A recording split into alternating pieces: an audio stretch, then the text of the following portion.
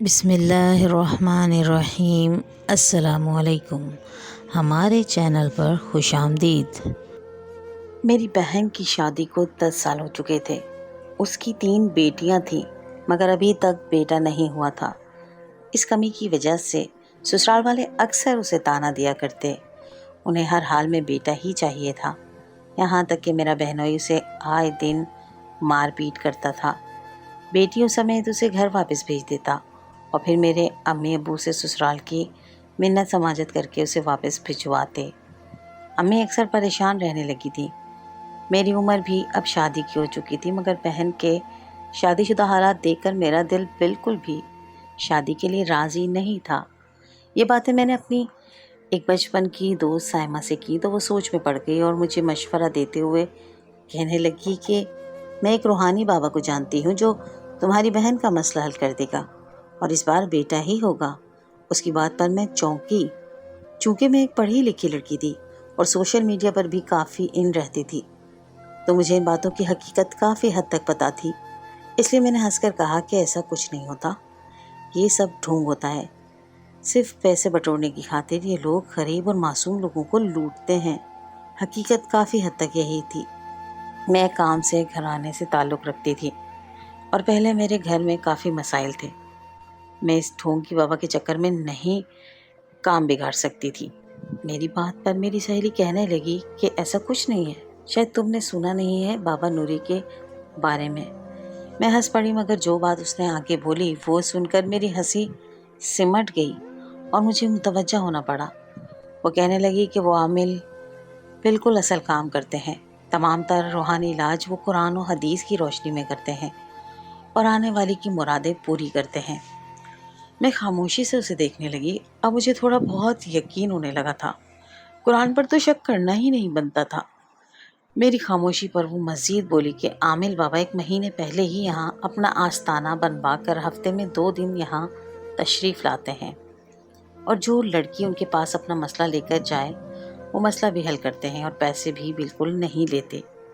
میں بری طرح چونکی۔ یہ بات بالکل بھی قابل یقین نہیں تھی کہ ایک شخص عوام کی بے لوث خدمت کر رہا ہے جبکہ اس مہنگائی کے دور میں ہر بندہ کمانے کی دوڑ میں دوڑ رہا ہے۔ تو پھر ایسا شخص کہاں سے آ گیا جو عوام کی خدمت بغیر پیسوں کے کر رہا ہے؟ مجھے بالکل بھی اس بات پہ یقین نہیں آیا۔ میری اماں بابا کو بہت مانتی تھی لیکن میرے ابا ان کے بہت خلاف تھے۔ مجھ پر بھی ابا کی ہی چھاپ تھی جس کی وجہ سے میں ایسے ڈھونگی بابوں کے خلاف رہتی تھی۔ میں نے اپنی دوست سے کہا کہ اگر اللہ نے قسمت میں اولاد نرینہ لکھی ہے تو میری بہن کو ہر حال میں مل جائے گی، مگر وہ کہنے لگی کہ اسباب ہمیں خود کرنے پڑتے ہیں، تو تم ایک بار اس بابا سے مل لو، اگر تمہارا دل نہ مانے تو دوبارہ مت جانا۔ میں کشم و مکش میں مبتلا تھی مگر میں اپنی بہن کی خراب شادی شدہ زندگی سے بہت مایوس ہو چکی تھی۔ میں اس عامل بابا سے ملنے پر راضی ہو گئی۔ آخر ایک بار ملنے میں کیا حرج تھا، مگر میں اپنے ابو کی عادت سے بھی بخوبی واقف تھی کہ وہ کبھی بھی ہمیں بابا کے آستانے نہیں جانے دیں گے۔ وہ بالکل بھی ایسے لوگوں پر یقین نہیں رکھتے تھے اور نہ ہی وہ چاہتے تھے کہ ہم کسی بھی معاملے میں کسی غیر محرم کے پاس جائیں۔ بے شک وہ عمل بابا روحانی علاج کرتا تھا، قرآن و حدیث سے مدد لیتا تھا، لیکن تھا تو غیر محرم۔ اس لیے میں نے سوچا کہ امی ابو کو بتایا بغیر عامل کے پاس جایا جائے۔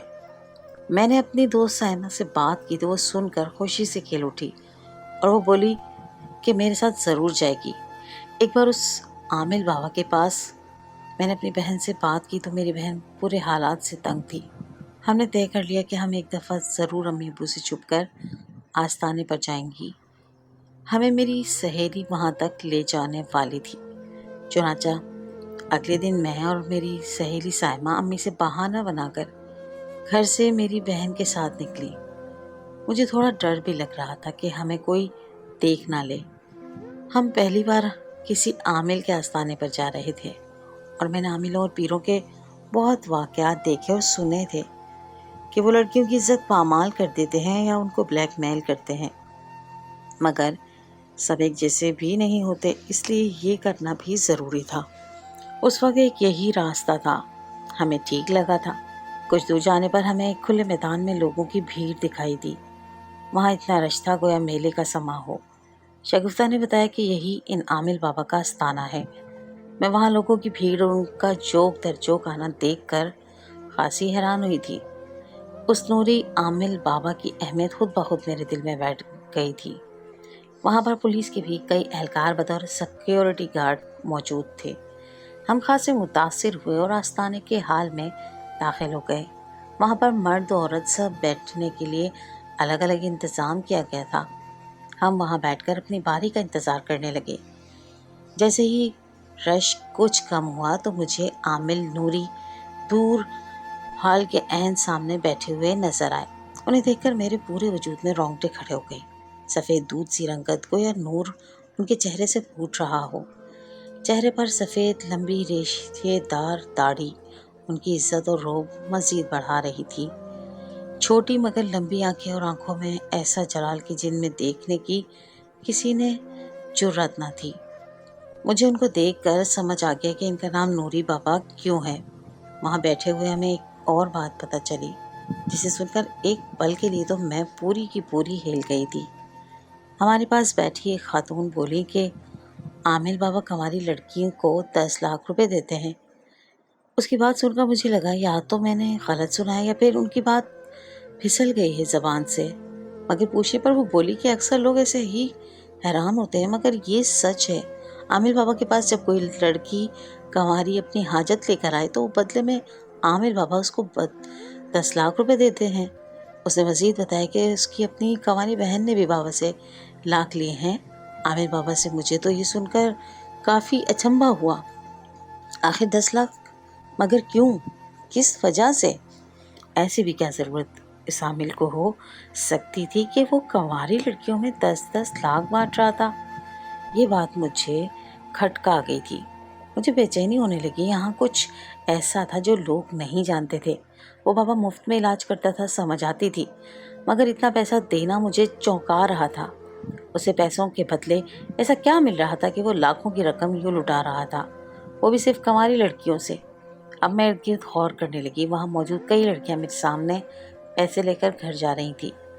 मुझे अब उस रश की वजह समझ आने लगी थी। यहाँ लोगों की आमद यकीन या बीमारी नहीं, ये पैसा था जो ख्वामखा मिल रहा था। कुछ देर बाद मेरी बहन की बारी आई। हम तीनों अब आमिल बाबा के बिल्कुल करीब बैठी थी। उन्होंने मेरी बहन को देखकर आंखें बंद कर ली और कुछ पढ़ने के बाद बोले कि तुम जो हाजत लेकर आई हो वो मैं जानता हूँ, मगर उसका इलाज यहाँ नहीं हो सकता। तुम पर बहुत कड़ा हिसार बांधा गया है। कुछ देर यहाँ रुको, फिर तुम्हारा इलाज करूँगा। हम तीनों खामोशी से उनसे ज़रा दूर बैठकर उन्हें देखने लगी। एक नौजवान लड़की जो तकरीबन मेरी ही उम्र की थी आमिल बाबा के पास आई और रो रो कर कहने लगी कि मेरे वालिदैन मेरी शादी इस लड़के से नहीं करवा रहे जिसे मैं पसंद करती हूँ। आप ही कुछ रास्ता निकालें। आमिल बाबा ने बगौर उस लड़की को देखा और फिर अपनी धीमी आवाज़ में बोले, लड़की अपने चेहरे से नकाब हटाओ। उस लड़की ने नकाब हटाया तो आमिल बाबा का हाथ आगे बढ़ा। उस लड़की को ठोड़ी से पकड़कर दाएं बाएं सर घुमा कर देखा। मैं बगौर उन आमिल बाबा का जायज़ा लेने लगी तो मुझे बहुत कुछ मशकूक सा महसूस हो रहा था। वो बाबा बहुत गौर से लड़की का हसीन चेहरा हर जाविये से देख रहे थे। फिर आमिल बाबा ने उस लड़की को अपने इंतहाई करीब बुला लिया और उसके कान में कुछ कहा और उससे एक कैंची और खाकी लिफाफा थमाया और लड़की खामोशी से साथ वाले कमरे में चली गई। और जब वापस आई तो उसने कैंची और वो पैकेट आमिल बाबा को वापस दे दिया। उसके कहने पर उस लड़की ने ऐसा ही किया। मोहल्ले हैरान थी कि आमिल बाबा ने कैंची और वो खाकी लिफाफा लड़की को आखिर दिया क्यों था और वह लड़की इस खाकी लिफाफे में क्या डाल कर लाई थी। आमिल बाबा एक मुस्कुराहट सजाते हुए बोले कि जाओ, अब तुम्हारी ख्वाहिश पूरी हो जाएगी। और फिर अपने पास पड़े बक्स से 10 लाख का थैला निकाल कर उसे थमा दिया। वो लड़की खुशी खुशी आंसू पोंछते वहाँ से उठ गई। हम तीनों हक्का बक्का एक दूसरे को देखती रह गई। एक काम के बस इतने सारे पैसे, ये सब क्या हो रहा था? यहाँ कुछ देर बाद आस्थाने में सिर्फ हम ही तीनों रह गईं तो आमिर बाबा हमारी जानिब मुतवज्जा हुए। मेरी बहन को अपने सामने बैठने का कहा, फिर उससे कुछ सवाल जवाब करने लगी। मैं चौकन्ना सी आमिल बाबा का जायज़ा ले रही थी। उन्होंने मेरी बहन को नकाब उतारने का कहा और फिर उसकी पेशानी पर उंगली रखकर कुछ पढ़ने लगी। उसके बाद आमिर बाबा ने मेरी बहन को चादर उतारने का कहा मेरी बहन ये सुनकर खौफ ज़दा हो गई तो आमिल बाबा बोले कि डरो मत लड़की, ये उस अमल का हिसार है। तुम्हारे सर के जो बाल अब नज़र आ रहे हैं, मुझे इनको काट कर उन पर अमल करना होगा। इतना कहकर आमिल बाबा ने कैंची उठाई और बहन के सामने नजर आती लट्टों को काट दिया। मैं सांस रोके शगुफ्ता के साथ बैठी ये मंजर देख रही थी, जबकि मेरी बहन अब काफ़ी डरी हुई लग रही थी। बालों को काट कर बाबा जी उठे, मुझे और मेरी बहन को अपने साथ आने का कहा। हम खामोशी से उनके पीछे चलते चलते आस्थाने के आखिरी कमरे तक पहुंची। आमिल बाबा ने अपने खादिम से कहलवा कर वो दरवाज़ा खुलवाया। दरवाज़ा खुलते ही वो अंदर दाखिल हुए और हमें भी अंदर आने का कहा। अंदर का जो मंजर था उसे देखकर मेरी आंखें फटने के करीब हो गईं और मेरा कलेजा मुंह को आने लगा था। अंदर दीवार पर स्याही से हर सू कुछ ना कुछ लिखा था। वो सब अरबी ज़बान में नक्श किया गया था। वो कुरानी आयत थी या फिर कोई और अल्फाज मैं समझ ना पाई। मैं भी उन दीवारों से खोई थी कि एक अजीब सी बू ने मुझे उपकाई लेने पर मजबूर कर दिया। मैंने उस जानिब देखा जहां आमिल नूरी खड़े थे। उन्होंने किसी बर्तन में मेरी बहन के बाल जलाए और उसमें एक कपड़े का टुकड़ा भी जलाया जो एक खाकी लिफाफे से निकाला था। ये बिल्कुल वैसा ही लिफाफा था जैसा लिफाफा वो लड़की देकर गई थी और 10 लाख रुपए लेकर गई थी। आखिर ये कपड़ा था क्या? क्योंकि मुझे तो उस लड़की के कपड़े कहीं से भी कटे हुए नहीं लगे थे। फिर ये कपड़े का टुकड़ा उसने कहाँ से निकाला था? मैं यही सब सोच रही थी कि कपड़े और बालों के जलने की बदबू ने मेरे लिए सांस लेना मुहाल कर दिया, मगर मैं दम बखुद सी खड़ी रही। मेरी बहन के काटे गए बाल और कपड़े का टुकड़ा इसी प्याली में जलकर राख हो चुके थे, जिन्हें अब आमिल बाबा कुछ पड़ते हुए पसीने के अंदाज में रगड़ रहे थे। मैं और मेरी बहन खासी तजस्सुसी अंदाज में आमिल साहब की हर हरकत नोट कर रही थी। कुछ लम्हों बाद आमिल बाबा ने ये राख मेरी बहन को दिया और कहा कि इसे खाने में शामिल करके अपने ससुराल वालों को खिला देना। वो तुम्हारे साथ ठीक रवैया रखेगी और बहुत जल्द तुम बेटे की माँ भी हो जाओगी। आमिल बाबा की बात सुनकर मुझे उबकाई सी आ गई। बालों और कपड़े की राख और वो भी खाने में। मेरे चेहरे का बदलता तासुर देखकर आमिल बाबा ने एक कड़वी निगाह मुझ पर डाली, गोया कुछ खोज रहे हों। आमिल बाबा ने कहा कि अब हर 2 दिन बाद हमें वापस आना होगा ताकि वो मेरी बहन का मुकम्मल हिसार तोड़कर उसे उसके ससुराल में सुख दे सकें। वहाँ की घुटन ज़दा माहौल से निकलकर हम वो राख लेकर घर आ गए। अलबत्ता दिल में एक सवाल रह गया कि अगर बाबा जी शादीशुदा औरतों के मसाइल का भी 10 लाख देते तो आज मेरी बहन लाखों पति बनकर ज़रूर उस आस्थाने से निकलती। मगर खैर, कहने को तो आमिल रूहानी इलाज करता था, मगर वो कमरा मुझे बाकी आस्थाने से काफ़ी मुख्तलिफ और अलग थलग लगा था। वहाँ बहुत कुछ ऐसा था जो बहुत अलग और चौंका देने वाला था। वहाँ जी वो गरीब अशकाल पड़ी नजर आई थी, जैसा कि एक हड्डी और स्याह तीतर, उसी के साथ पिंजरे में बंद एक उल्लू जो कोने में लटका था। उसके पैरों पर काला कपड़ा बंधा था, उसकी गोल आंखें सुर्ख हो रही थी। वहाँ पर अजीब सी तारीकी थी जिससे मुझे कोफ्त होने लगी थी। मेरा बाबा पर यकीन ख़त्म हो गया और मैंने बहन से वो राख छीनकर पानी में बहा दी। हमने सोच लिया था वो दोबारा नहीं जाएंगी। मेरी बहन भी उस आमिल बाबा से डर चुकी थी, मेरी बात समझ गई।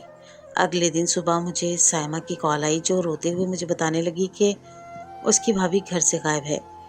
ये सुनकर मुझे झटका लगा था। सायमा की अम्मी उसी आमिल बाबा से तावीज़ लाई थी ताकि वो भाभी का रवैया सबके साथ ठीक कर सके।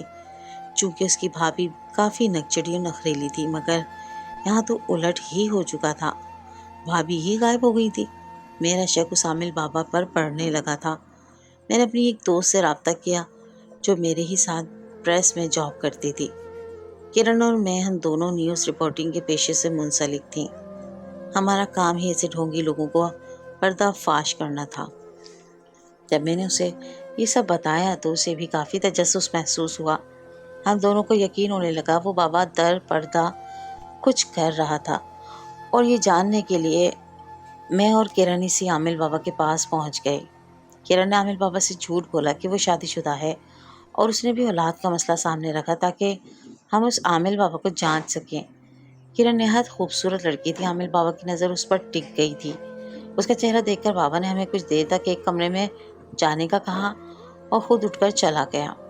ہم سیدھی اسی کمرے میں جانے لگی، تبھی ایک کمرے سے مجھے عجیب و غریب سی آوازیں آنے لگی، جیسے کوئی شدید تکلیف میں سسک کر رو رہا ہو۔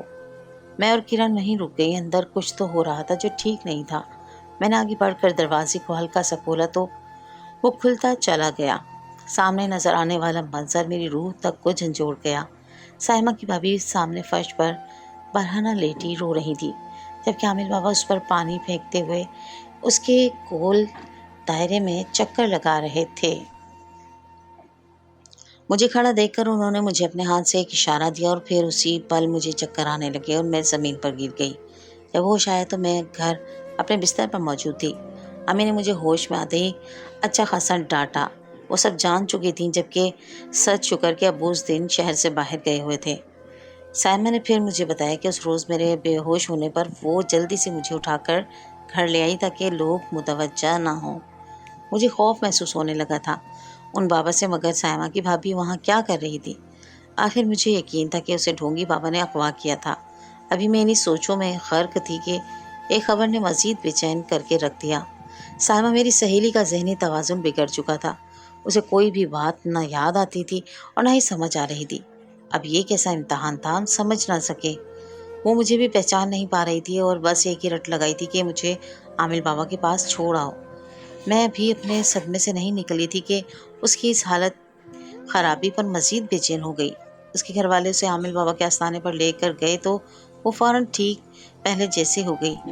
تبھی عامل بابا بولے کہ کچھ دن سائمہ یہی میرے آستانے پر رہے گی، میں اس کا مکمل علاج کر دوں گا تاکہ دوبارہ اسے یہ دورے نہ پڑیں۔ عامل کی بات مانتے ہوئے سب لوگ واپس گھر آ گئے، مگر میرے دل میں ایک عجیب سا وسوسہ تھا۔ جب سے سائمہ کی بھابھی کو اس حال میں دیکھا تھا، میرا دل اب دوسرے پہلو سے بھی سوچنے لگا تھا۔ میں نے ڈر کی وجہ سے یہ بات کسی کو نہیں بتائی تھی کہ سائمہ کی بھابھی کو میں نے آستانے پر دیکھا تھا۔ کچھ تو تھا جو بہت غلط ہو رہا تھا۔ پھر اچانک جو قیامت اس علاقے پر ٹوٹی، وہ دیکھ کر اور جان کر پورے علاقے کے لوگ پریشان ہو گئے۔ گاؤں کی ہر دوسری لڑکی کو پاگل پن کا دورہ پڑنے لگا تھا۔ عامل بابا کا کہنا تھا کہ یہ ایک زہریلی وبا کی وجہ سے ہے جس میں سانس لے کر لڑکیاں پاگل پن کا شکار ہوتی چلی جا رہی ہیں۔ مگر حیرت کی بات تو یہ تھی کہ وہ لڑکیاں آستانے پر پہنچتے ہی بالکل ٹھیک ہو جایا کرتی تھیں۔ میں اب شش و پنج میں مبتلا ہو چکی تھی۔ سمجھ نہیں آ رہا تھا کہ ان پر یقین کروں یا شک کروں۔ اس بات کا ذکر میں کسی سے کر بھی نہیں سکتی تھی، کیونکہ گھر والے پہلے ہی اس بابا کے پاس جانے سے منع کر چکے تھے۔ اگلے روز میں پھر سے کرن کے ساتھ بابا کے آستانے پر گئی اور ہم یہ دیکھ کر حیران رہ گئیں کہ گاؤں کی آدھی سے زائد لڑکیاں بابا کے ارد گرد موجود تھیں اور بابا ان کے بیچ کافی خوش مزاجی سے باتیں کر رہے تھے۔ آج ان کی آنکھوں میں مجھے عجیب سی چمک دکھائی دے رہی تھی۔ وہ ایک گہری چمک تو شاید پہلے بھی تھی، مگر میں نے آج غور کیا تھا۔ مجھے سمجھ آ گیا تھا کہ بابا کو ہماری لڑکیوں میں دلچسپی رکھتا ہے اور اسے اپنے ارد گرد رکھنے کے لیے اور ان کا استعمال کرنے کے لیے بابا یہ سارا ڈھونگ رچا رہا تھا اور ان کو کوئی ایسی چیز کا عادی بنا رہا تھا جن کی وجہ سے وہ عامل بابا کے آستانے پر آنے کے لیے پاگل ہو رہی تھی۔ مجھے حیرت تھی کہ کیسے وہ لڑکیاں بابا کو یوں دیکھ رہی تھیں گویا وہ ان کا محبوب ترین شخص ہو۔ مجھے یہ انداز بالکل بھی ٹھیک نہ لگا۔ یہ وہ سب لڑکیاں تھیں جو پیسہ لے کر جاتی رہی تھیں۔ آج بس ہمیں یہ حقیقت جاننی تھی کہ آخر ایسا کیا تھا جو بابا 10 لاکھ دینے کو تیار تھے۔ آج تو کرن کو بھی بابا کی حرکات مشکوک لگ رہی تھی۔ میں نے اپنی سہیلی سائمہ سے کہا کہ تم اب بہتر لگ رہی ہو، چلو گھر چلیں۔ میری بات سن کر اس کے چہرے پر بے چینی سی چھا گئی اور دیکھتے ہی دیکھتے وہ رونے لگی اور کہنے لگی کہ اب واپس جانے کا کوئی فائدہ نہیں رہا، میں اب یہیں رہوں گی۔ مگر کیوں؟ میں نے سوال کیا تو اس نے میری جانب اس طرح سے دیکھتے ہوئے کہا کہ جتنی جلدی ہو سکے تم اپنی دوست کو لے کر چلی جاؤ، میں نہیں چاہتی کہ تم دونوں کی زندگیاں برباد ہوں۔ میں نہ سمجھی سے اسے دیکھ رہی تھی، تبھی میرے عقب میں بابا جی کرن کو لے کر اپنے اس مخصوص کمرے میں جانے لگے۔ کرن بھی ان کے پیچھے یوں چل رہی تھی گویا کوئی کٹ پتلی ہو۔ میں نے اسے کئی آوازیں دی مگر اس نے کوئی جواب نہ دیا۔ میں جلدی سے روبینہ کے پیچھے گئی اور اسے بلانے لگی، مگر وہ مجھ سے چند قدم آگے بابا کے کمرے میں جا چکی تھی۔ مجھے اب ڈر لگنے لگا تھا۔ दरवाज़ा बंद था और मैं उसे खटकाने लगी, मगर ना तो आमिल बाबा की कोई आवाज़ आ रही थी, ना ही मेरी बहन की। ये कैसा अमल था जो बंद कमरे में ले जाकर किया जा रहा था? मुझे अब पुख्ता यकीन हो चुका था कि ये बाबा ढोंगी है, मगर इससे पहले मुझे किरण को बचाना था। मैं शोर मचाने लगी और दरवाजे को धक्का देने लगी। आस्थाने के कुछ खादिमी शोर सुनकर फ़ौरन तोड़े आए और मुझे पकड़कर बाहर निकालने लगे, मगर मैंने हिम्मत ना हारी और दोबारा दरवाजे को पीटने लगी। तभी एक झटके से दरवाज़ा खुला। किरण भूत बनी खड़ी मुझे देख रही थी। मैंने आगे बढ़कर उसे थामा और झंझोड़ने लगा, मगर वो तो यूं खड़ी थी गोया सदमे में हो। तभी आमिल बाबा कब से गुस्से में बोले कि कैसी बहन हो तुम? तुम्हारी बहन का इलाज चल रहा था, आज अगर उस पर अमल मुकम्मल हो जाता तो वो साहिब औलाद हो जाती, मगर तुमने सारा अमल ही उलट कर दिया। मुझे उस पर शदीद गुस्सा आया और मैं फट पड़ी। मेरे गुस्से की इंतहा नहीं रही थी। मैं आमिल के मुकाबिल जाकर खड़ी हो गई और बोली कि कैसे आमिल हो तुम, जो ये भी नहीं जानते कि तुम्हारे पास आने वाली लड़की शादीशुदा है या कंवारी? खुद को बहुत बड़ा आमिल समझते हो तो बताओ, बगैर शादी के मेरी ये बहन माँ कैसे बन सकती है? मेरी बात सुनकर नूरी आमिल का चेहरा फक हुआ। वो मुझे आंखें सुकेड़ कर देखने लगा, मगर तभी किरण ने मुझे अपनी जानिब मोड़कर थप्पड़ मार दिया। मैं हैरान और बेयकीनी से उसे देखने लगी, भला उसने मुझे थप्पड़ क्यों मारा था? वो चिल्लाते हुए बोली कि आमिल बाबा के इल्म पर शक कर रही है। दरअसल मेरी ये बहन ही थी जिसने मेरे शौहर को अपने काबू में कर रखा था। ये दोनों इस मंसूबे में थे कि किसी तरह मुझे रास्ते से हटाकर ये खुद मेरे शौहर से शादी कर ले। किरण के मुँह से अल्फाज सुनकर मेरी रूह कांप उठी। वो ये सब क्या कह रही थी? और शौहर? कौन सा शौहर? कैसा शौहर? किरण की तो शादी ही नहीं हुई थी, फिर कैसा शौहर? मेरी सोचों में गर्क थी कि अचानक मुझे ख्याल आया। मैंने फ़ौरन जादू के तोड़ के लिए दुआओं का एक हिसार किरण के गिर्द बांध दिया। ये दुआएं मुझे मेरे कुरान वाली आपा जी ने सिखाई थी। उन्होंने कहा था कि इनका विर्द करती रहना और इसका हिसार अपने गिर्द बांधती रहना, ताकि गाँव में फैली हुई वबा मुझ पर हमला ना कर सके। मैंने फ़ौरन एक भी लम्हा ज़ाया किए बगैर दुआओं का हिसार अपने और किरण के गिर्द बांध दिया। मुझे ऐसा लगा कि जैसे किरण को एक झटका सा लगा है और वो बेहोश में आ रही है। इससे पहले कि मैं किरण से बात करती, आस्थाने पर मौजूद खात्मा ने मुझे पकड़कर आस्थाने से बाहर निकाल दिया। आज जुमेरात थी और आस्थाने पर सिवाय इन दौरा पड़ती लड़कियों और खादिमों के कोई भी मौजूद न था। ये खुल्लम खुल्ला सियाती हो रही थी। ये कैसा आलम था जो एक तरफ तो 10-10 लाख दे रहा था, वहीं दूसरी तरफ जिन लड़कियों को पैसे दिए थे वही उनके आस्थाने पर दीवानी बनी बैठी थी। और अब तो ये बात मेरी दोस्त तक पहुंच चुकी थी। ये मुझे किसी तौर भी बर्दाश्त नहीं था। हम दोनों तो एक मंसूबे के तहत बाबा नूरी के पास आए थे, मगर आज जो कुछ किरण ने मेरे साथ किया मैं किसी तौर भी यकीन नहीं कर सकती थी। वो तो जैसे किसी और ही के ज़ेर असर थी। मैंने घर आकर अपने वालिदैन को बताया ही सच। मैं परेशान कुन थी। गांव की या आसपास के इलाकों की जितनी भी लड़कियों ने पैसे लिए थे वो सभी पागलपन की हद पार कर चुकी थी। उन्हें सुकून सिर्फ आस्थाने में ही मिलता था। हम दोबारा आस्थाने गए तो हमें अंदर जाने ही ना दिया गया, उल्टा धक्के देकर बाहर निकाल दिया गया। वहाँ मौजूद पुलिस एहलकार भी उन्हीं के हिमायती थे। मुझे जब कोई रास्ता नज़र न आया तो मैंने न्यूज़ रिपोर्टर के हेड को सारा माजरा बताया। हम औरों की ज़िंदगियां बर्बाद होने से बचाना चाहते थे, मगर यहाँ तो मेरी अपनी सहेली की बहन को इन सब का शिकार हो गई थी। अगली मंगल को दोबारा आस्थाना आवाम के लिए खुला था। मैंने खुद को बड़े से बुरके में छुपा लिया और आस्थाने में चली गई। वहाँ आज भी लोग जोर दर जोक आ रहे थे। लाखों पैसे वाला सिलसिला आज भी चल रहा था। मैं उनकी आंखों से बचकर बाबा के उस कमरे में गई। चूँकि सभी खादिम आज हॉल में नज़र रखे हुए थे, इसलिए पिछला हिस्सा खाली था। मैंने दरवाज़ा खोला और अंदर दाखिल हो गई। उस कमरे को आज मैं गौर से देख रही थी। जानवरों के नक्श और अजीबोगरीब अशकाल, खोपड़ियों के खाली खोल, ये सब रूहानी इल्म वालों के पास तो नहीं होता था। कुरान और हदीस की रोशनी में अमल करने वालों के पास इन शैतानी नकूश का क्या काम। मैं पूरे कमरे की तस्वीर लेकर वापस मुड़ने लगी, तभी मेरे कदमों से कोई चीज़ टकराई। जब देखा तो वो एक बटन था।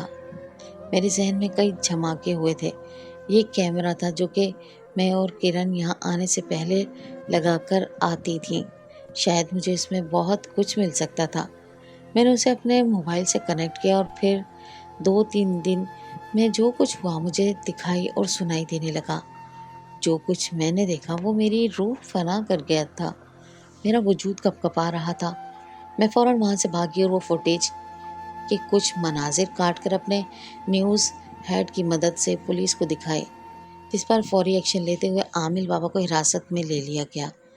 نوری بابا کوئی روحانی عامل نہیں بلکہ کالا سکلی جادو کیا کرتا تھا۔ وہ لڑکیوں کی شلوار کے آسن کا کپڑا لے کر اس پر عمل کرتا تھا جس سے ان لڑکیوں کو صرف عامل بابا ہی یاد رہ جاتا۔ اس فوٹیج میں کئی لڑکیاں اس کمرے میں لائی گئیں جن کی عزت وہ عامل اور اس کے ساتھی تار تار کر رہے تھے۔ وہاں کچھ لوگ بھی آتے جو ان لڑکیوں کی منہ مانگی قیمت دے کر اپنے ساتھ لے جایا کرتے اور ان سب سے وہ بابا کروڑوں کما رہا تھا۔ اب سمجھ آئی تھی 10 لاکھ کی کہانی۔ کالے جادو کا عمل کر کے وہ یہ گھناؤنا کام کر رہا تھا۔ ساری لڑکیوں کو ان کے گھروں میں پہنچا دیا گیا تھا۔ ہمارے گاؤں کے ایک بزرگ نے اپنے پیر صاحب کو گاؤں آنے کی دعوت دی تاکہ وہ لڑکیوں کے کالے جادو کا توڑ کر سکے، لیکن میری دوست کی کرن کا کچھ پتہ نہیں تھا۔ سمجھ نہیں آ رہا تھا کہ آخر کرن کہاں چلی گئی، وہ بھی تو ان سب کے ساتھ ہی تھی۔ پولیس نے عامل بابا سے اگلوا لیا کہ آخر اس نے کرن کو کہاں رکھا ہوا ہے، تو اس نے بتایا کہ آستانے سے نیچے تہہ خانے میں کرن کو رکھا ہوا ہے۔ یہ پولیس کے ساتھ میں وہاں پہنچی تو کرن کو رسیوں سے باندھ کر وہاں رکھا ہوا تھا۔ کرن بے ہوش ہو چکی تھی۔ میں نے جو دعائیں پڑھ کر کرن کے گرد حصار باندھا تھا اس کی وجہ سے کرن کالے جادو کے توڑ سے نکل آئی تھی۔ کیونکہ ابھی کالا جادو شروع ہوا تھا اس لیے اس کو ذرا گہرا اثر نہیں تھا۔ حصار باندھنے کی وجہ سے وہ اس اثر سے باہر آ گئی تھی، جس کی وجہ سے وہ عامل بابا کے لیے کافی خطرناک ثابت ہو سکتی تھی۔ اس لیے عامل اور اس کے ساتھیوں نے کرن کو باندھ کر تہہ خانے میں چھوڑ دیا۔ کرن کی حالت بہت بری تھی اور اس کی آسن کا کپڑا بھی کٹا ہوا تھا، لیکن اس کی عزت محفوظ رہی تھی۔ یعنی عامل کو خاکی لفافے میں جو لڑکیاں چیز ڈال کر دیتی تھیں وہ آسن کا کپڑا ہوتا تھا، اور کالا جادو میں آسن کے کپڑے کا استعمال بہت زیادہ کیا جاتا ہے۔ جب سے ہمارے گاؤں کے بزرگ کے پیر بابا گاؤں آئے ہیں ان کے خیر و برکت سے بچیاں صحت یاب ہونے لگے گی، لیکن یہ بات بہت افسوسناک ہے کہ بہت ساری بچیاں اپنی عزت اپنے ہاتھوں گنوا چکی ہیں۔ پیسے کا لالچ واقعی بہت بری حالت ہوتا ہے۔ اللہ ہمارے بچوں کو اس سب سے محفوظ رکھے۔